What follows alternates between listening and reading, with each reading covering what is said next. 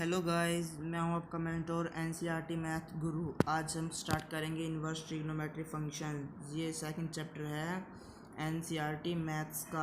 आप +1 में trigonometry functions पढ़ चुके हैं। आज इसमें आप करेंगे इन्वर्स ट्रिग्नोमेट्री फंक्शंस। आपको पता होगा कि ये साइंस में भी यूज़ होते हैं और इंजीनियरिंग में भी, तो इसको ध्यान से करना है। और ये ट्रिग्नोमेट्री जो है बहुत इंपॉर्टेंट रोल निभाता है कैलकुलस में। आप सभी +1 में ये चीज़ें पढ़ चुके हैं, ठीक है। तो आज हम इसके बेसिक फॉर्मूलाज देखते हैं।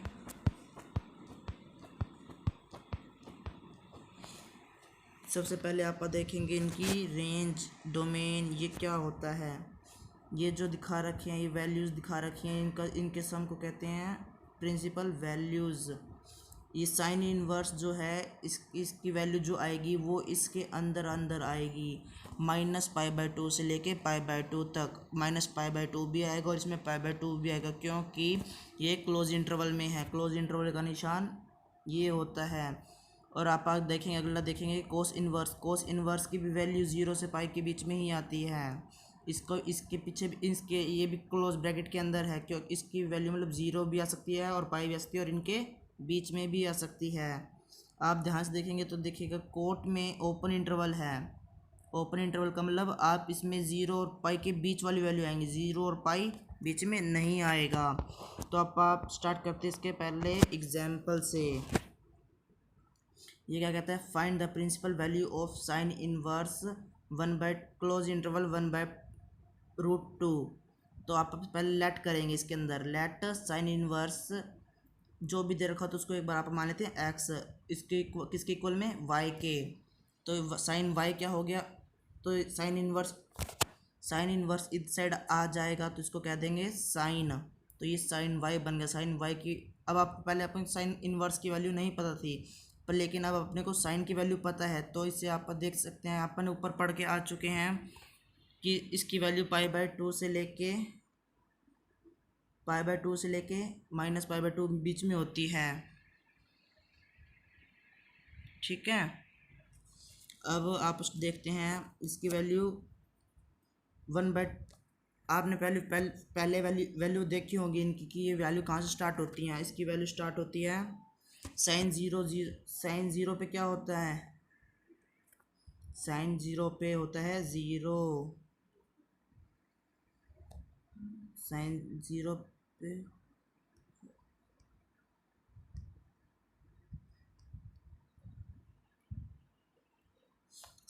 पे होता है 0, ठीक है। और साइन आगे 30 पे कितना होता है, 1। उसके बाद 1/√2। तो साइन 1/√2 π/4 होता है। π/4 को आप ऐसे करके भी देख सकते हैं कि 180 पाई के इक्वल होता है, /4। अगर इसको काटेंगे तो क्या बनेगा,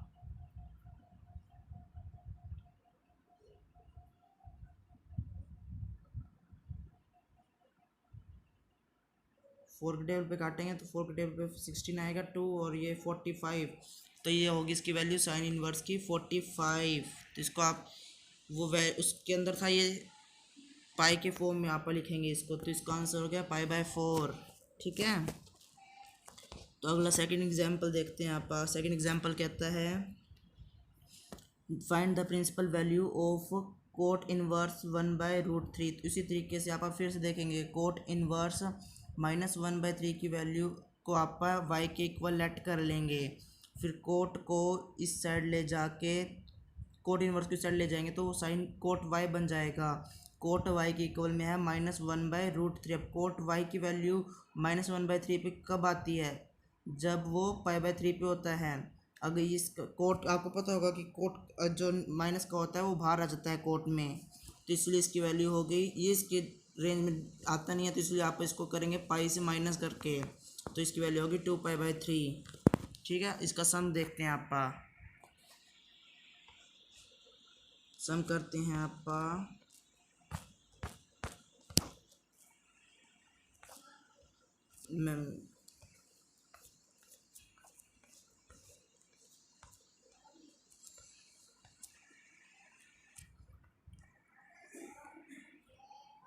find the value of sine inverse -1/2। ये रहा। तो इसका इसी उसी तरीके से आप फिर से इसको लेट करेंगे, साइन इनवर्स -1/2 को y के इक्वल लेट कर लेंगे। साइन इनवर्स जब इधर आ जाएगा तो वो बन जाएगा साइन y -1/2 के इक्वल है। तो साइन y की वैल्यू क्या हो जाएगी, मतलब इसमें बताना है y की वैल्यू -1/2, साइन y की वैल्यू -1/2 पे कितनी होगी, तो इसकी वैल्यू होगी π/6। और साइन अपना नेगेटिव रखता है अपने पास, वो हटाता नहीं है, इसलिए इसकी वैल्यू होगी -π/6। ठीक है, आगे अगले सम देखते हैं आपका। आगे है कोस इनवर्स √3/2। तो इसको कैसे सॉल्व करेंगे, इसको भी पहले की तरह ही लेंगे। इसको पहले लेंगे y के इक्वल, y फिर उसको ले जाएंगे, कोस इनवर्स को ले जाएंगे दूसरी साइड पे। फिर कोस y की वैल्यू, कोस y की 3/2 पे कब होती है, वो होती है 5/6 पे। तो इसकी प्रिंसिपल वैल्यू होगी कोस π/6। ठीक है, आगे देखते हैं। Find the value of cosecant inverse 2। Cosecant inverse 2 की वैल्यू आपको बतानी है। तो इसमें कैसे करेंगे, आप सबसे पहले लेंगे इसमें, इसको भी y के इक्वल ले लेंगे। उसके बाद आप देखेंगे, आपको पता होगा कि इसकी वैल्यू आप देखी थी आपने, तो इसकी वैल्यू ये होती है, इसकी रेंज यहाँ तक आती है। तो कोसिकेंट इनवर्स किसका रेसिप्रोकल होता है, कोस साइन का। तो साइन से आपने ये वैल्यू निकाल ली। ठीक है, अगला सम देखते हैं। Find the principal value of tan inverse -√3। तो tan इनवर्स की √3 निकालते हैं। इसको भी tan y की इक्वल लेट कर लेंगे पहले,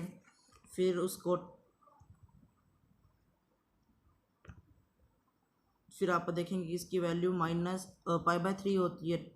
यहाँ पे माइनस है तो ये माइनस रख लेंगे। आपको पता होगा कि साइन, tan और सीकेंट,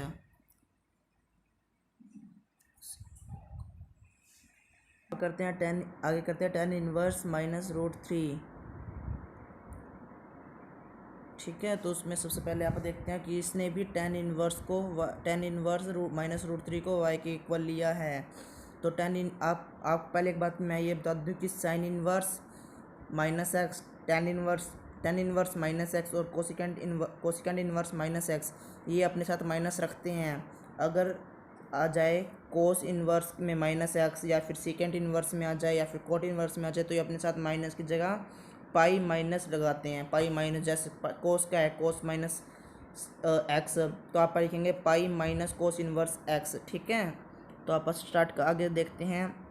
tan के साथ भी माइनस है, तो आप यहाँ पे सीधा रख देंगे, माइनस तो बाहर रख देंगे। और tan इनवर्स की वैल्यू आप देखेंगे √3 पे, tan y की √3 पे वैल्यू कब आती है, वो आती है π/3 पे। तो इसकी वैल्यू होगी -π/3। अगला सम है अपना कोस इनवर्स -1/2। यहाँ पे -1/2 है, कोस के साथ है, तो आप पहले लगाएंगे पाई माइनस कोस π/6 करके। ठीक है, तो आप पहले जैसे करते हैं वैसे करेंगे, लेट कर लेंगे cos inverse -1/2 equal to y। जब कोस इनवर्स को दूसरी साइड ले जाएंगे, इक्वल के दूसरी साइड, तो वो बना देगा कोस y। ठीक है, कोस y के इक्वल में आ गया -1/2। अब कोस y की वैल्यू -1/2 कब होती है, अपा को -1/2 को तो नहीं पता, अपने को ये पता है कि 1/2 पे वैल्यू कब आती है, वो होती है π/3 पे। तो आप एक बार बाहर माइनस निकाल देंगे, तो लिख देंगे कोस π/3। ठीक है, तो उसको मैंने आपको बता दिया था कि कोस का फॉर्मूला होता है, कोस इनवर्स -x का फॉर्मूला होता है pi minus cos inverse x। तो इसी तरीके से आपने इसको लिखा है कोस पाई माइनस x। ठीक है, तो इसको सॉल्व करेंगे, जब एलसीएम लेके इसको सॉल्व करेंगे तो इसकी वैल्यू आ जाएगी कोस 2π/3। और ये आप ध्यान से देखेंगे तो ये वैल्यू भी कोस इनवर्स की रेंज में आ रही है। अगर वैल्यू रेंज में नहीं आती तो उसको दूसरे तरीके से सॉल्व करते होते हैं। अगला सम है find the principal value of tan inverse -1। Tan inverse minus one को कैसे सॉल्व करेंगे, इसको भी आप पहले ले लेंगे let tan inverse equal to Y.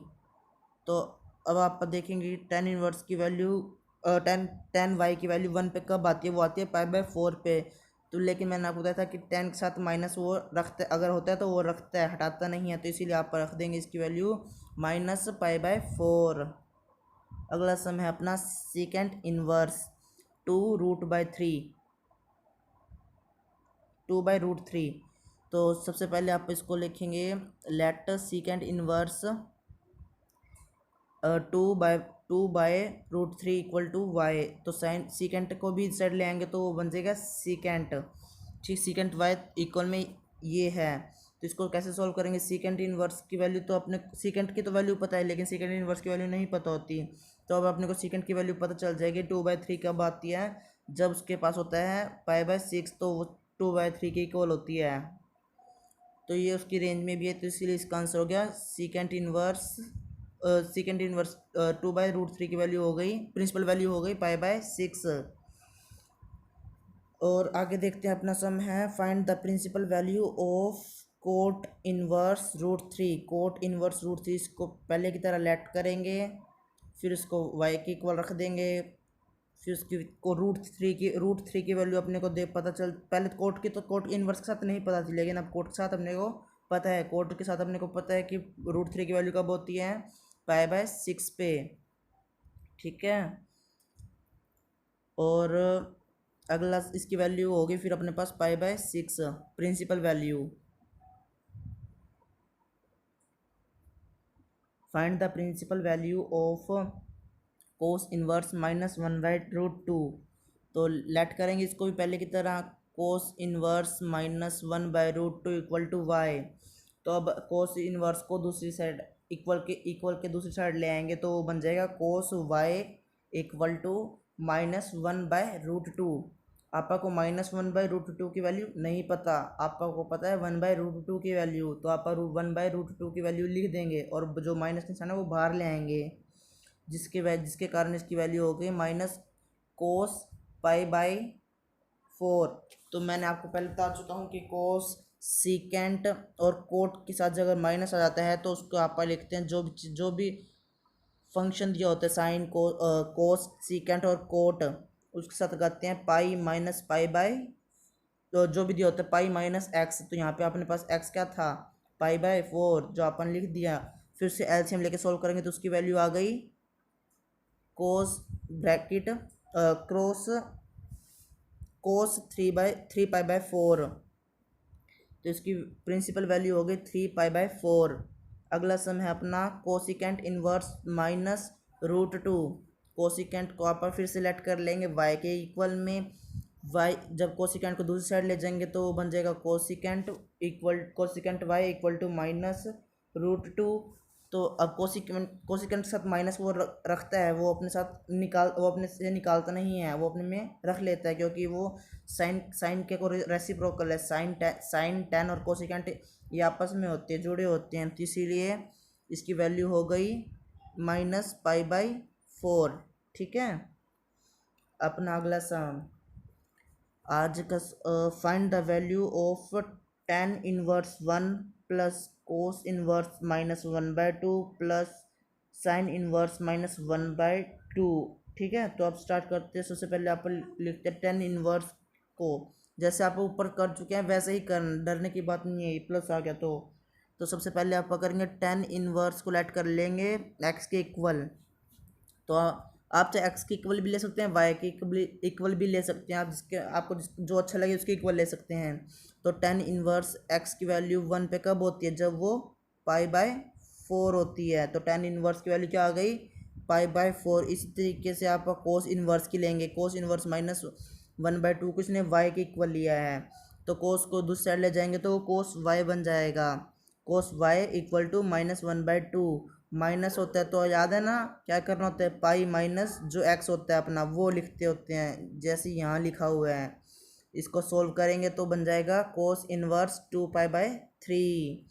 इसी तरह से साइन का निकालेंगे आप, sine inverse minus one by two equal to इसने लिया है जेड, तो साइन जेड के इक्वल क्या हो गया, -1/2।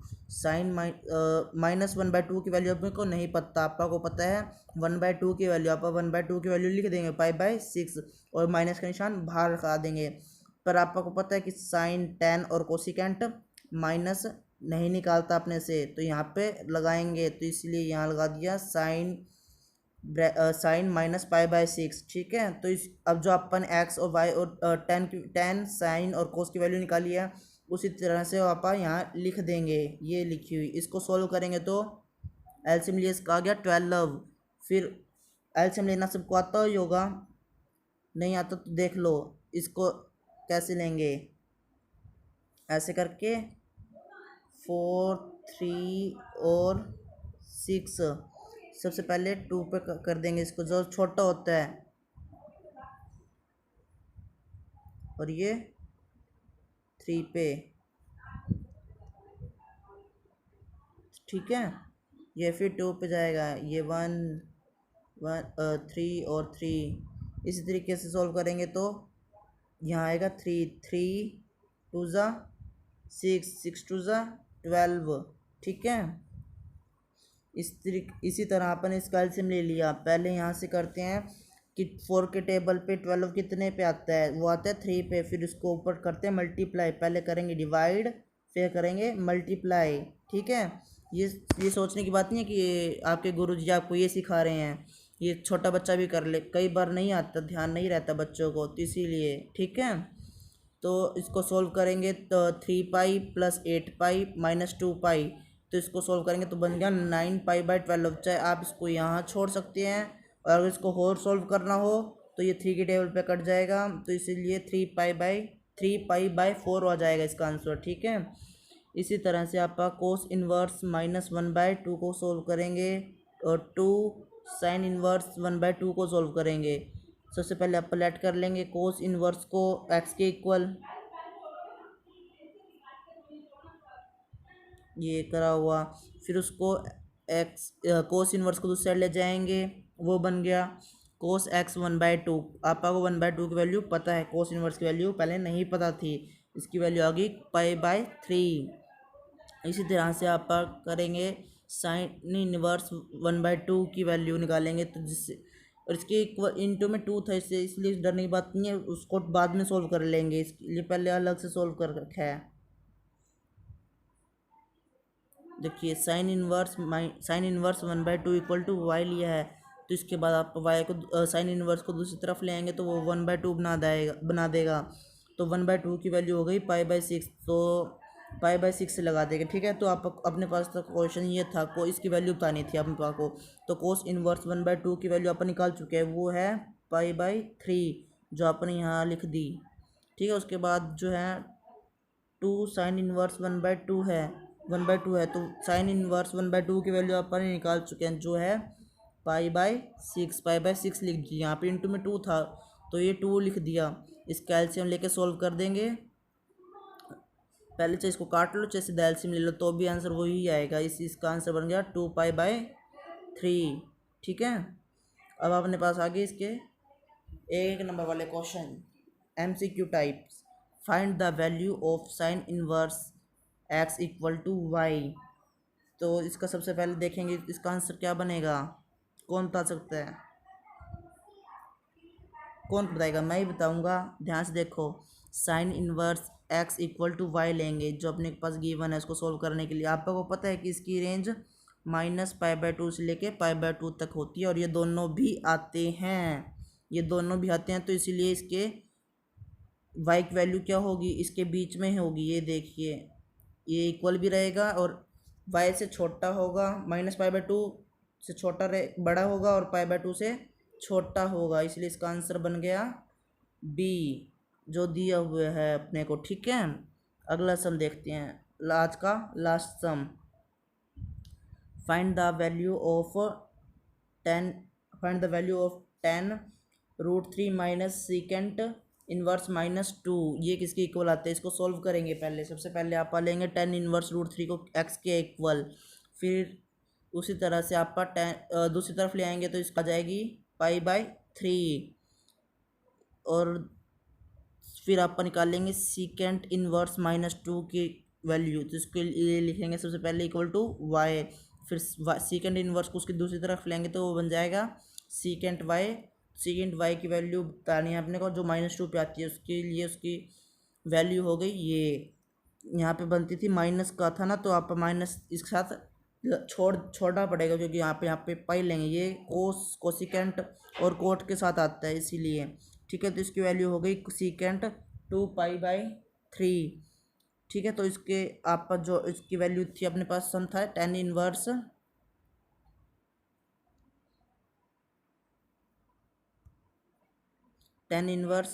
√3 माइनस सीकेंड इनवर्स -2, तो आप tan की वैल्यू निकाल चुके हैं, ये रही वैल्यू π/3। और आप सीकेंड इनवर्स -2 की भी निकाल चुके हैं 2π/3, ये रही। और ये निशान जो बीच में माइनस था वो माइनस लगा दिया आपने, तो इसको सॉल्व करके आ जाएगा -π/3।